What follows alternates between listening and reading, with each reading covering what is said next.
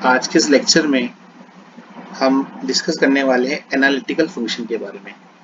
देखिए, analytical function complex analysis का एक बहुत ही इंपॉर्टेंट पार्ट है, जिसको स्टार्टिंग में डिस्कस किया जाता है जब भी हम कॉम्प्लेक्स एनालिसिस के बारे में बात करते हैं। तो हम कुछ जनरल डेफिनेशन के बारे में बात करेंगे। तो मानते हैं हम क्या, कि let W is equal to f of z be the defined function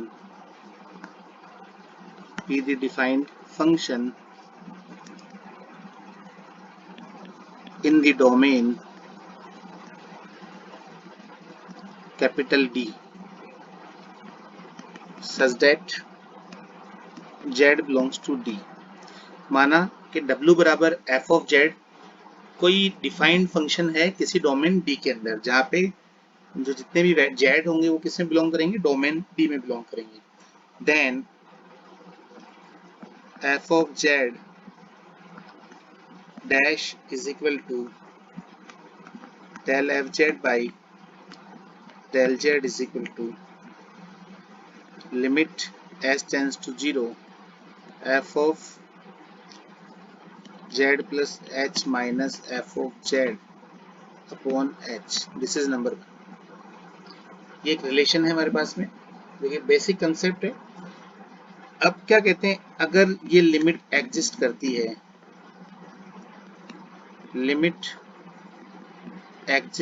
अगर ये लिमिट हमारे पास एग्जिस्ट करती है, तो ये जो डेरिवेटिव आया हमारे पास में, दिस वन, ये जो डेरिवेटिव निकल के आया, इसको बोलते हैं हम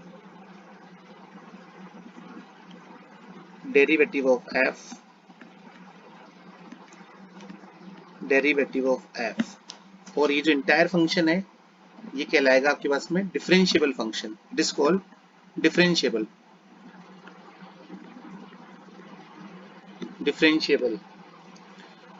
तो कोई फंक्शन डिफरेंशिएबल कब कहलाएगा, आप जानते हैं जब उसकी लिमिट एग्जिस्ट करती है और वो कंटिन्यूस हो। क्योंकि बेसिक कंसेप्ट जो आपके पास होता है, आप जानते हैं क्या, कि लिमिट, उसके बाद में आता है इसमें कॉन्टिन्यूटी,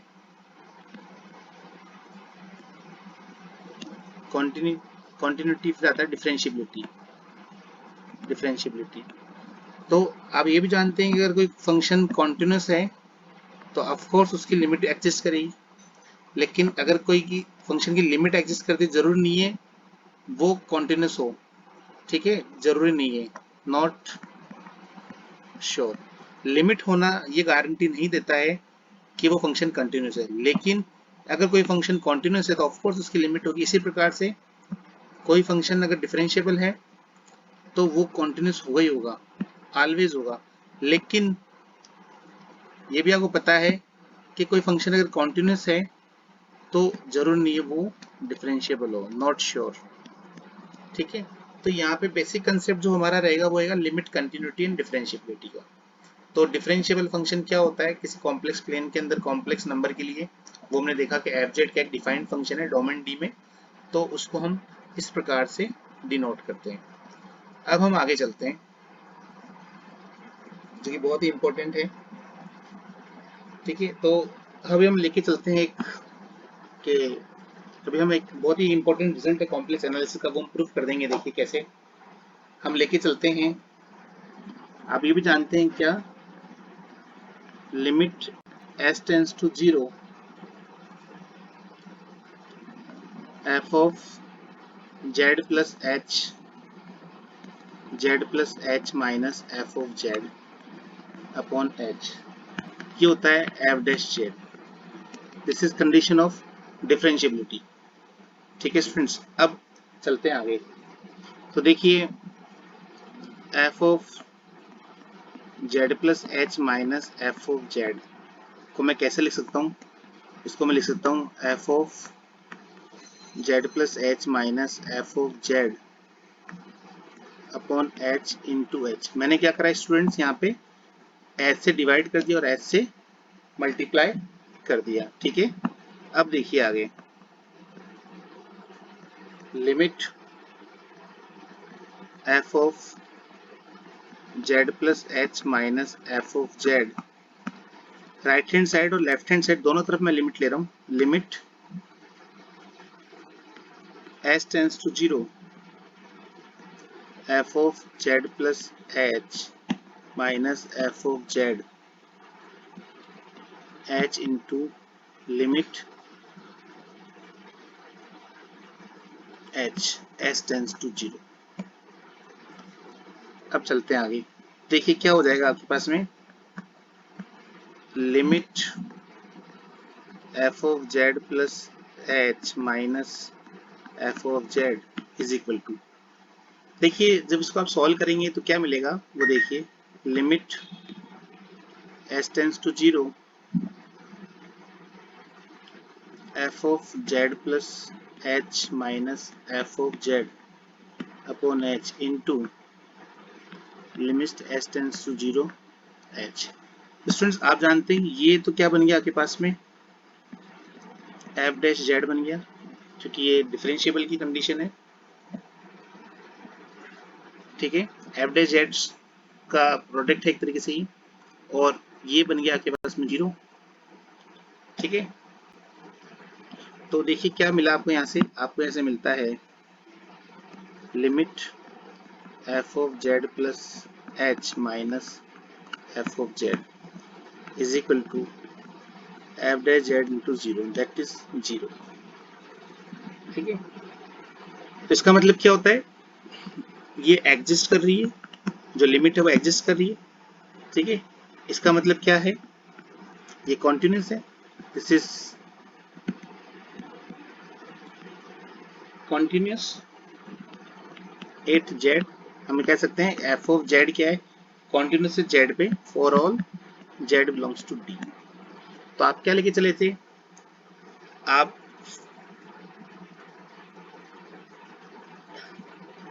कंडीशन वन लेके चले थे, this is your number one condition, और आपने प्रूफ कर दिया कि फंक्शन क्या है, कॉन्टिन्यूस है, ठीक है।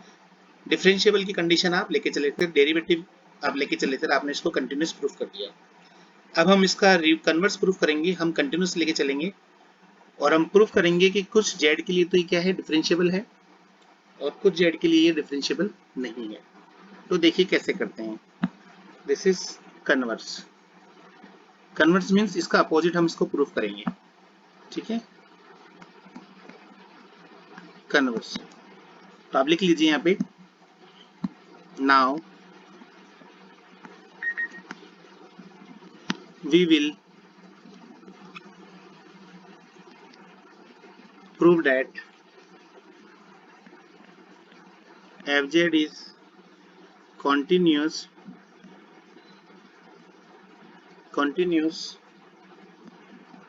but need not be differentiable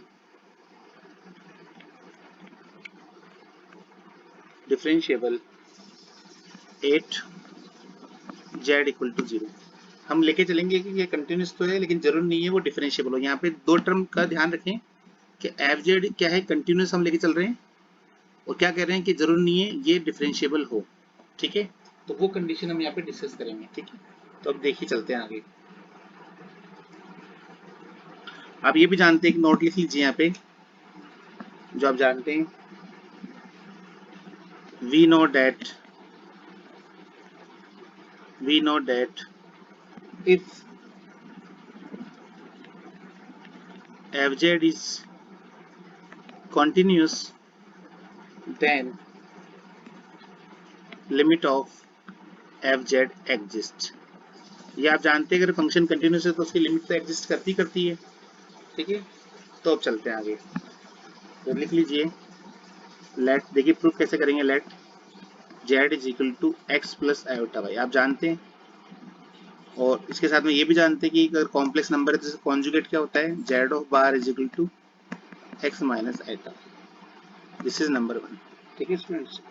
तो देखिए अब हम कैसे प्रूफ करेंगे, now modulus of z minus, या इसको लिख लीजिए आप, modulus of F Z minus f of zero तो ये हो जाएगा modulus of z bar minus 0, और ये हो जाएगा आपके पास में जेड माइनस, इसको आप लिख लीजिए, modulus of Z less than epsilon. और कब होगा ऐसा? When mod of Z minus 0 less than epsilon. ठीक है स्टूडेंट्स, तो आगे चलिए। तो इसका मतलब क्या मिलता है आपको? इसका मतलब है कि f dash of z exist, f of f dash z is continuous at z equal to 0। Z equal to 0 पे फंक्शन क्या है? कॉन्टिन्यूस है। ठीक है स्टूडेंट्स, अब हम देखते हैं दूसरी कंडीशन जिसपे कॉन्टिन्यूस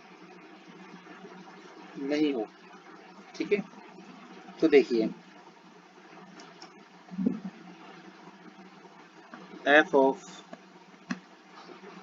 आप जो कंडीशन लेके चल रहे हैं वो लिख लीजिए, f of 0 plus h minus f of 0 h is equal to, आप इसको ले लीजिए p minus iota q upon p plus iota q, where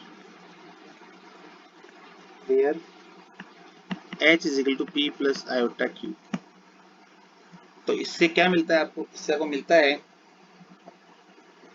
limit s tends to 0 f of 0 plus h minus f of 0 h is equal to limit s tends to 0 p minus iota cube upon p plus iota cube. ठीक है, अब यहाँ पे जो main चीज ध्यान देने वाली वो ये है कि ये जो लिमिट है ये एग्जिस्ट नहीं करती। वो कब नहीं करती वो भी हम देखते हैं, नॉट एग्जिस्ट। ठीक है, कब नहीं करती? Where p and q both tends to 0, that is p tends to 0 and q tends to 0। अगर ये जीरो, दोनों जीरो की तरफ टेंडिंग करेंगे तो क्या हो जाएगा? ये एग्जिस्ट नहीं करेगी। ठीक है स्टूडेंट्स, तो इसका मतलब क्या हो गया? ये फंक्शन पर्टिकुलर वैल्यू के लिए यहाँ पे क्या है हमारे पास में? कंटिन्यूस तो है, लेकिन ये क्या है? डिफरेंशिएबल नहीं होगा। ठीक है स्टूडेंट्स, तो इस थ्योरम का मतलब ये है कि function is continuous if limit exist, और लिमिट एग्जिस्ट नहीं करती है तो इसका मतलब ये कंटिन्यूस नहीं होगा इस पॉइंट्स के लिए, और इसका मतलब क्या है? ये डिफरेंशिएबल भी नहीं होगा। ठीक है, क्योंकि लिमिट ही एग्जिस्ट नहीं कर रही है। अब हम चलते हैं आगे, जो बहुत ही इंपॉर्टेंट है और एग्जाम में बहुत बार पूछी जाती है। तो अगला हमारा एक क्वेश्चन है,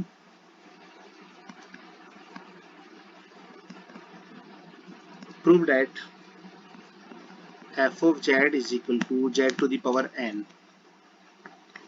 is differentiable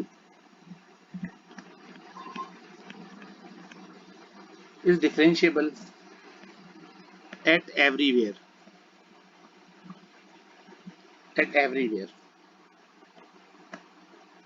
where n is an integer।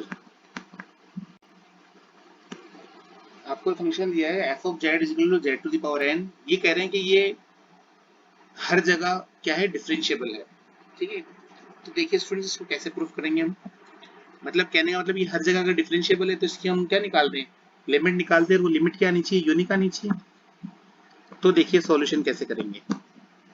ठीक है, तो देखिए जो आपको दिया हुआ है क्या, कि given f of z is equal to z to the power n, this is number 1। ठीक है, तो देखिए यहाँ पे आपको दिया हुआ है f of z is equal to z to the power n, तो f of z plus h क्या हो जाएगा? z plus h to the power n। ठीक है स्टूडेंट्स, तो by definition f prime z is equal to limit s tends to 0 f of z plus h minus f of z upon h। और ये क्या आ जाएगा आपके पास में, ये आ जाएगा आपके पास में लिमिट s टेंस टू 0, ये हो जाएगा आपके पास में z plus s to the power n minus z to the power n upon h। This is number 2। हमने f ऑफ z और f of z plus h की वैल्यू यहाँ पे पुट कर दी है। ठीक है स्टूडेंट्स, अब देखिए बहुत ही इंपॉर्टेंट जो है आपके पास बाइनोमियल एक्सपेंशन से आप जानते हैं क्या, आप क्या जानते हैं 1 plus x to the power n क्या होता है इसका, जब हम एक्सपेंशन करते हैं होता है हमारे पास में 1 plus n x plus n n minus 1 factorial 2 x square plus n n minus 1 n minus 2 factorial 3 x cube and so on, ये होता है आपके पास में। तो यहाँ पे देखिए ये जो टर्म बन रही है इसके लिए हम इसको सॉल्व करेंगे तो ये हो जाएगा हमारे पास में z plus s to the power n। तो यहाँ से z की पावर n आप जो कॉमन लेते ही हो जाएगा 1 upon h upon z to the power n। ठीक है, अब देखिए इसको जब एक्सपेंड करेंगे आप तो क्या हो जाएगा, इसको आप एक्सपेंड कर दीजिए तो ये हो जाएगा आपके पास में, और देखिए 1 प्लस एन एक्स की तरह करेंगे तो ये n h by 2 n x plus n n minus 1 factorial 2 और x square that is h by 2 square and so on, ये चलता जाएगा आगे तक। ठीक है, इसको आगे सॉल्व कर लीजिए आप तो ये हो जाएगा Zn 1 plus n h by 2 plus n n minus 1 factorial 2 h square upon 4 and so on. This is z plus n to the power n। अब आपको क्या करना है, इस वैल्यू को उठा के आप इस वैल्यू को पुट कर दीजिए यहाँ पे। तो जब आप इस वैल्यू को यहाँ पुट करेंगे तो देखिए क्या मिलेगा आपको, आपको मिल जाएगा f prime z is equal to limit s tends to 0, यह आ जाएगा आपके पास में z to the power n 1 plus n h by 2 plus n n minus 1 factorial 2 h square by 4 and so on minus Zn upon h। ये आपके पास value आ गई। अब इसे हम क्या करते हैं, सिंपली सॉल्व कर लेते हैं। तो जब इसको आप सॉल्व करते हैं तो देखिए क्या मिलता है, लिमिट s टेंस टू 0, ये देखिए z की पावर n अंदर जाएगा तो जाएगा z की पावर n plus n h by 2 into z की पावर n plus n n minus 1 factorial 2 h square by 4 into z की पावर n and so minus z की पावर n upon h।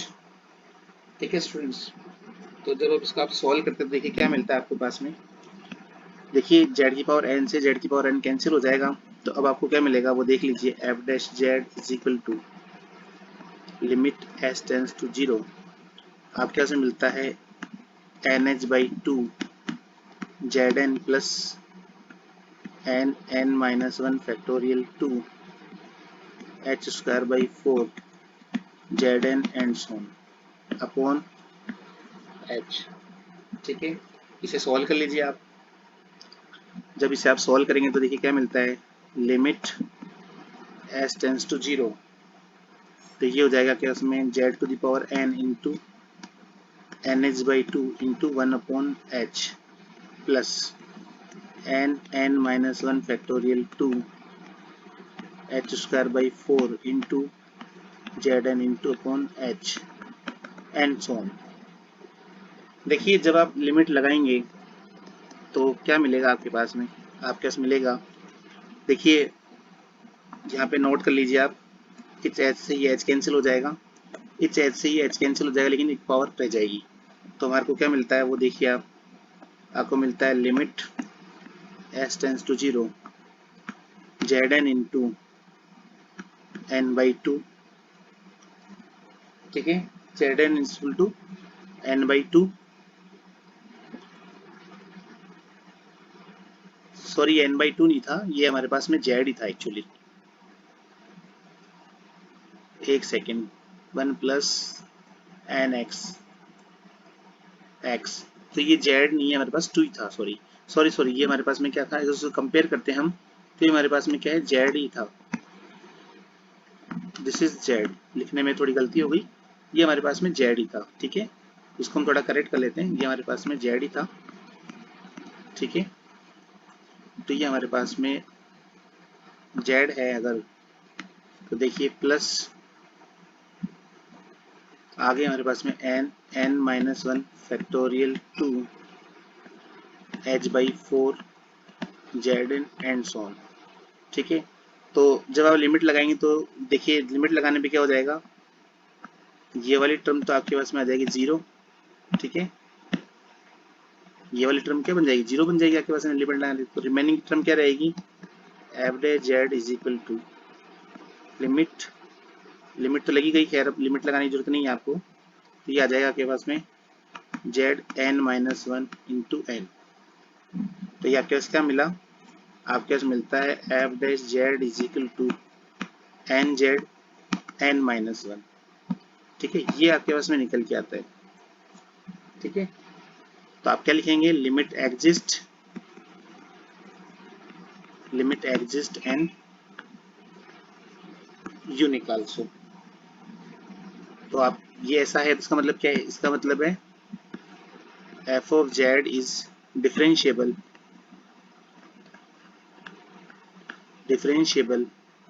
everywhere, differentiable everywhere for all n where n is integer, ठीक है students, तो ये इस प्रकार से इस थ्योरम को हम प्रूफ करते हैं, एग्जाम में बहुत बार आता है ये आपके पास में, तो अब क्या हो जाएगा आपके पास में, आप z की पावर n की, यहाँ पे हमने जनरल कंडीशन टेस्ट कर ली है, अब कभी कभी क्या होगा, z की पावर 2 z की पावर 3 आ जाएगा, तो आपको प्रूफ करना होता है, आप इस तरीके से उसको प्रूफ करेंगे। एक और क्वेश्चन हम देख लेते हैं जो कि बहुत ही इंपॉर्टेंट है, तो देखिए इसमें क्या कहता है, हमें देख लेते हैं, prove that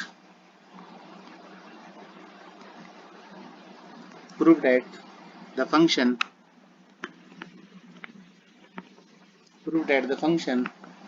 f of z is equal to z to the modulus of z square is continuous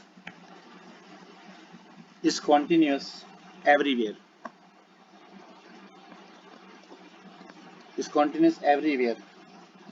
but its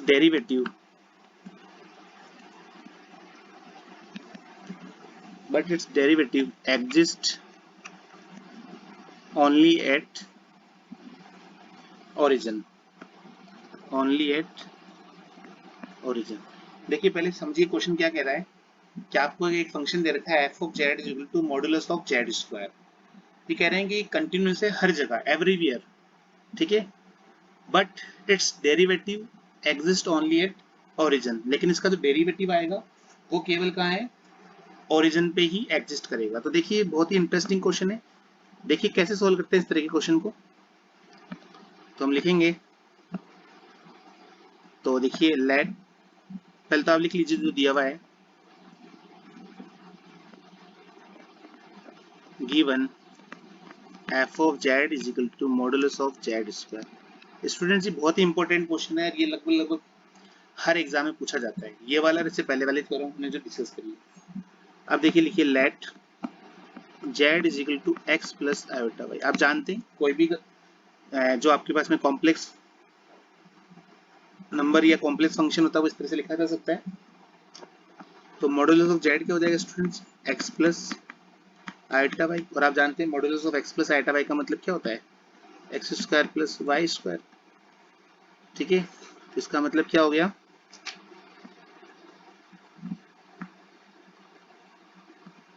इसका मतलब हो गया आपके पास में modulus of z square x square plus y square, this is number 2, इसका मतलब ये हो गया। इससे आप क्या देखते हैं, इसका मतलब है यहाँ से हम जब देखते हैं तो हमें मिलता है कि it is continuous, it is continuous everywhere, it is continuous everywhere.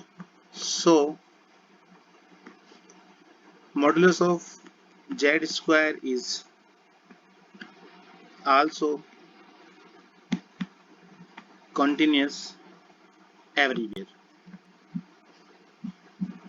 यहाँ लिख लेना आप, इट इज का इट इज लिया हमने x और y के लिए, है ना। कि यहाँ पे क्या है, ये जो टर्म बन रही है ना आपके पास में, ये वाली देखिए, ये वाली टर्म ये हर जगह कॉन्टिन्यूस होगी। तो ये हर जगह कॉन्टिन्यूस होगी तो मतलब क्या है, मॉडुलस ऑफ जेड स्क्वायर भी क्या हो जाएगा, कॉन्टिन्यूस हो जाएगा। ठीक है, अब हम क्या प्रूव करेंगे वो लिख लीजिए। Now we will prove that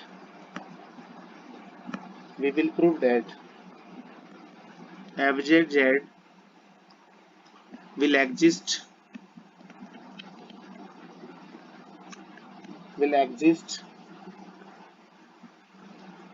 only at z equal to 0, that is at origin। क्योंकि हमें क्या कहा था कि function modulus of z square क्या है, कॉन्टिन्यूस है हर जगह। ठीक है, कॉन्टिन्यूस तो हर जगह है, लेकिन इसकी ये डिफरेंशिएबल कहाँ होगा, यानी डेरिवेटिव कहाँ होगा, ओनली ओरिजिन पे। तो देखिए कैसे सॉल्व करेंगे उसके लिए। तो देखिए आप लिख लीजिए f of z is equal to limit prime f dash z is equal to limit del z tends to 0 f of z plus del z minus f of z upon del of z। ठीक है, तो देखिए आप जानते हैं क्या, आपके पास में f of z क्या दिया हुआ है, मॉडुलस ऑफ z स्क्वायर दिया हुआ है। तो f of z plus del z क्या हो जाएगा, ये हो जाएगा z plus modulus of z का होल स्क्वायर। तो ये वैल्यूज पुट कर दीजिए। ठीक है, यहाँ से ये वैल्यू तो आ जाएगी इधर और यहाँ से ये वैल्यू आ जाएगी इधर। तो देखिए अब क्या मिलता है हमारे पास में, वो देखिए। तो आ जाएगा आपके पास में f day Z is equal to limit del Z tends to 0, और ये हो जाएगा आपके पास में modulus of del plus del z whole square minus modulus of z square upon del Z. ठीक है स्टूडेंट्स, अब आप ये भी जानते हैं क्या कि modulus of z plus del Z का जो होल स्क्वायर है इसको क्या लिख सकते हैं, Z plus del Z, Z plus del Z का कॉन्जुगेट। और फर्दर इसको क्या लिख सकते हैं, Z plus del Z, Z bar plus del Z बार।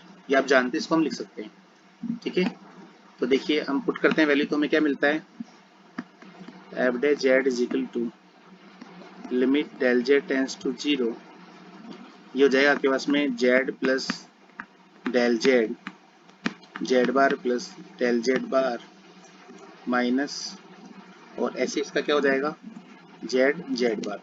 ठीक है, क्योंकि मॉडुलस जेड का क्या हो जाएगा, जेड जेड बार।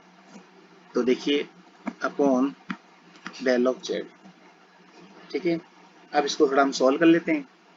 इसको जब सॉल्व करते हैं देखिए क्या मिलता है, F day Z is equal to limit del Z tends to 0। देखिए जब सॉल्व करेंगे तो क्या मिलेगा, Z Z bar plus Z del Z bar plus del Z into Z Z bar plus del Z और del Z bar minus Z Z bar upon del Z. ठीक है, अब देख लीजिए कौन सी टर्म हमारे पास रिमेनिंग है, कौन सी टर्म हमारे पास जा रही है। तो आप देखते हैं कि डेल जेड जेड से ये लास्ट वाली टर्म कैंसिल हो गई। तो हमारे पास क्या बच रहा है, अब हमारे पास बच रहा है limit del Z tends to 0 z del Z bar plus del of z Z bar plus del of z bar upon del of z. ठीक है, इसको फर्दर और सॉल्व कर लीजिए आप। तो f day Z is equal to limit of del Z tends to 0, ये हो जाएगा आपके पास में z into del of z bar upon del of z plus ये हो जाएगा जेड बार प्लस ये हो जाएगा डेल ऑफ जेड बार। अब आप क्या जानते हैं, सिंस अगर डेल जेड टेंस टू 0 करता है तो आप जानते हैं इसका कॉन्जुगेट भी किधर करेगा, 0 की तरफ जाएगा, टेंडिंग करेगा। तो इसका मतलब क्या हो गया, ये वाली जो टर्म थी आपके पास में, ठीक है, ये भी 0 बन गई। ठीक है, तो अब क्या मिलता है आपको, देखिए अब आपको मिलता है F day Z is equal to limit of del Z tends to 0 z bar plus z into del Z bar upon del Z. ठीक है, ये आपके पास में रिलेशन आता है। इसे कोई नंबर दे दीजिए आप, माना ये नंबर 1 है। ठीक है, अब देखिए, अब हम क्या लेंगे, रिलेशन लेंगे, let del of z is equal to rho cos theta plus iota sine theta. तो इसका कॉन्जुगेट क्या हो जाएगा सर, कॉन्जुगेट हो जाएगा रो cos theta minus iota of sine theta. ठीक है, ये कॉन्जुगेट हो जाएगा। तो ये कॉन्जुगेट हो जाएगा तो क्या हो जाएगा, क्योंकि मुझे वैल्यू किसकी निकालनी है, मुझे वैल्यू निकालनी है ये वाली।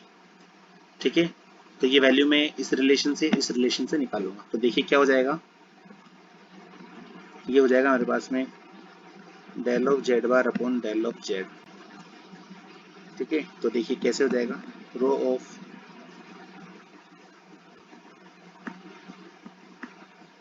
cos theta plus iota of sine theta upon rho of cos theta minus iota of sine theta.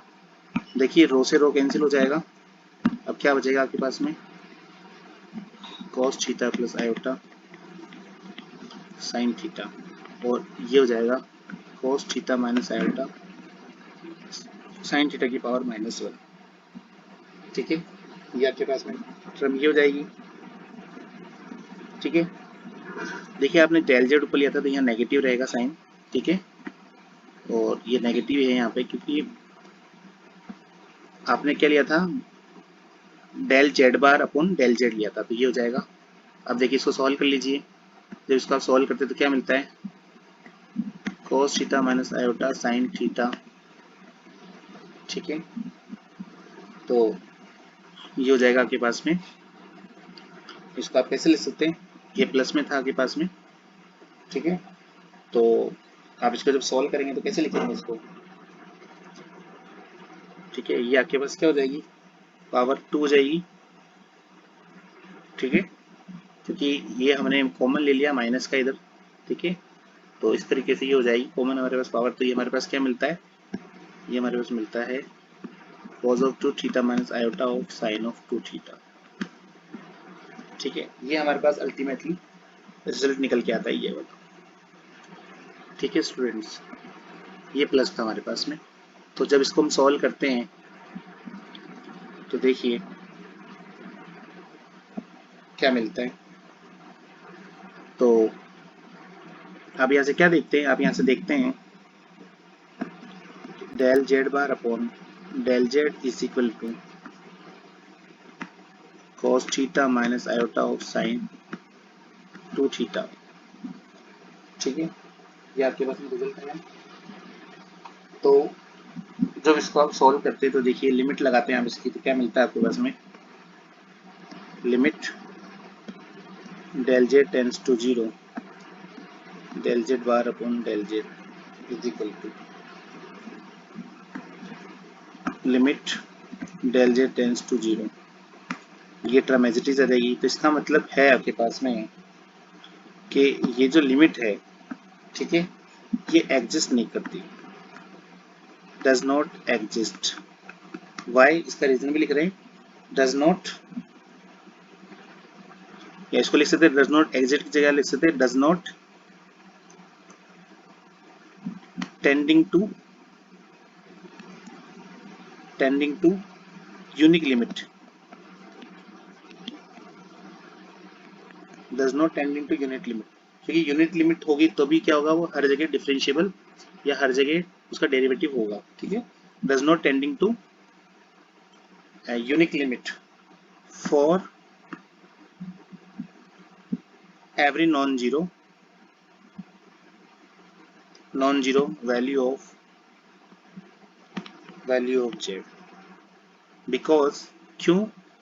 क्योंकि हर नॉन जीरो वैल्यू के लिए क्या होगा, इसकी लिमिट यूनिक टेंडिंग नहीं करेगी, क्योंकि इसकी लिमिट बेसिकली किस पे डिपेंड करेगी, आर्ग्यूमेंट पे। तो आप लिखेंगे because it depend upon the argument of z, upon argument of z। इसका मतलब क्या है? इसका मतलब है so it show that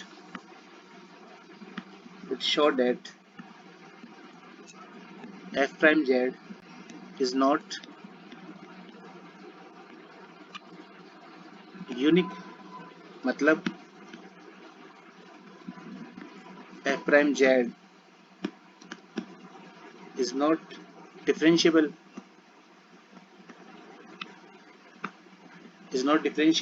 at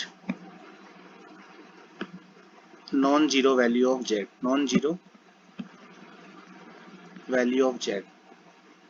ठीक है। तो नॉन जीरो वैल्यू के लिए तो क्या है, ये डिफरेंशिएबल नहीं है। अब क्या होता है, कंडीशन है इफ z इक्वल टू 0, अगर z की वैल्यू 0 हो जाए तो आप क्या देखते हैं कि f प्राइम z की वैल्यू क्या करेगी, एग्जिस्ट करेगी, मतलब f prime z is equal to f of z is equal to 0, और ये क्या है, यूनिक है, विच इज यूनिक। आप लिख दीजिए विच इज यूनिक। इसका मतलब क्या है, f dash z is differentiable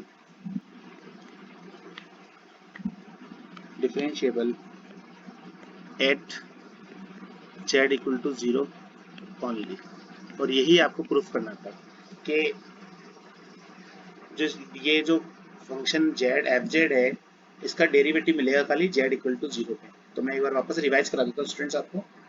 देखिए क्या था क्वेश्चन दिया हुआ, आपको दिया हुआ था, देखिए यहाँ से हम देखते हैं कि प्रूफ दैट जो फंक्शन था f of z is equal to modulus of z square is continuous everywhere. तो ये एवरीवेयर पे कंटिन्यूअस करेगा, मतलब हर जगह क्या है, कंटिन्यूअस है, but it's derivative exist only at origin. तो देखिए आपने करा कि हर जगह कंटिन्यूअस, ऑफ कोर्स कंटिन्यूअस है, क्यों, इस रिलेशन से देखिए, ये जो रिलेशन था इससे आप देख लीजिए कि हर जगह क्या कर रहा है, कंटिन्यूअस है ना, यहाँ से, क्योंकि एक्स वाई क्या है, कंटिन्यूअस हर जगह, तो मॉडुलस ऑफ जेड स्क्वायर भी क्या हो, कंटिन्यूअस होगा। तो आपने दिखा दिया कि मॉडुलस ऑफ जेड स्क्वायर क्या है, कंटिन्यूअस है यहाँ से। अब आपको दिखाना है कि मॉडुलस ऑफ जेड स्क्वायर जो आएगा वो डिफरेंशिएबल होगा ओनली जेड इक्वल टू 0 के लिए। तो आप क्या करें, डेफिनेशन लगाई आपने, एफ प्राइम जेड निकाला। तो आप जब सॉल्व करते हैं इसको, तो सॉल्व करने पे आप आते हैं यहाँ पे इस रिलेशन पे।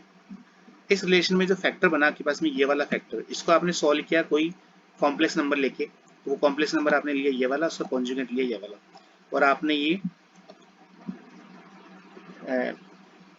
Del Z bar upon del z की वैल्यू निकाली जो आपको यहाँ रिक्वायरमेंट थी, और इसको आपने सॉल्व कर। अब आप क्या देखते हैं यहाँ पे कि इसकी जो वैल्यू है स्टूडेंट्स, ये किस पे डिपेंड कर रही है, बेसिकली इसके आर्ग्यूमेंट ऑफ जेड पे डिपेंड कर रही है, ठीक है, यानी इसके एंगल पे डिपेंड कर रही है। इसका मतलब क्या है कि ये जो लिमिट आएगी वो क्या आ गई, एक यूनिक लिमिट पे टेंडिंग नहीं कर रहा है, एक यूनिक लिमिट नहीं आ रही। तो इसका मतलब क्या है, ये किस पे डिपेंड कर रहा है, आर्ग्यूमेंट ऑफ जेड पे डिपेंड कर रहा है। तो इसका मतलब क्या है, एफ जेड जेड नहीं है मिलेगा यहाँ पे, ठीक है। तो और एफ डेज जेड कहाँ मिलेगा, यानी फंक्शन कहाँ डिफरेंशिएबल होगा, ओनली जहाँ पे जेड की वैल्यू 0 होगी। जेड की वैल्यू आप 0 रख दीजिए, यहाँ पे जेड की वैल्यू आप 0 रख देंगे तो ये फंक्शन की लिमिट क्या आ जाएगी, 0 आ जाएगी, ठीक है। तो यहाँ देखिए ये हमने निकाला था, ये देखिए ये रहा कि एट जेड इक्वल टू 0 क्या है, एफ प्राइम जेड और एफ जेड क्या है, दोनों 0 है। तो ये क्या है, यूनिक है। इसका मतलब क्या है, एफ प्राइम जेड क्या डिफरेंशिएबल है, मतलब क्या है, ये डिफरेंशिएबल की कंडीशन फॉलो हो रही है किस पे, जेड इक्वल टू 0 पे। तो यही हमें प्रूफ करना था। तो आई होप आपको ये हमारा लेक्चर पसंद आया होगा। अगर हमारा लेक्चर पसंद आया तो स्टूडेंट प्लीज लाइक करिए, शेयर करिए, और हमारे चैनल को सब्सक्राइब करिए। फिर मिलेंगे अगले लेक्चर में, इसके आगे का हम डिस्कस करेंगे। Thank you very much for watching this video.